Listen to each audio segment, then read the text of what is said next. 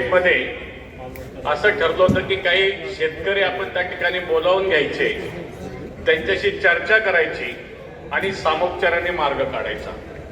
परंतु अद्याप तशी काही कारवाई झालेली दिसत नाही.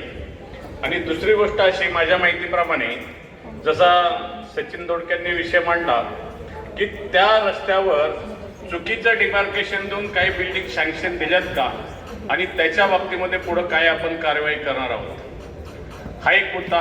दुसरा मुद्दा असा की जे आता गावं आपली महानगरपालिकेकडं हस्तांतरित झाली PMRD कडनं, विशेषतः नरे दायरीचा काही भाग नरे, जे रिसर्च प्लॅन मधला नऱ्यातला रस्ता होता तिथं आपण तरतूद केलेली आहे. परंतु ही तरतूद करत असताना आरपीचं स्टेटस किंवा त्यांची जी काही जॉईंट मॅनेजमेंट असेल किंवा ज्या पद्धतीनं तिथलं अतिक्रमण असेल ते डिमार्केशन करून आपण त्या ठिकाणी काढून त्या ठिकाणी आपण तो रस्ता रुंदीकरणाला घेणार आहोत का? कारण श्रीकंठ चौक एक असा चौक आहे की त्या ठिकाणी त्या बर्मुडा ट्रायंगल सारखं आमच्या तिथं ट्रॅफिक जाम होतं आणि अतिशय अडचणीचा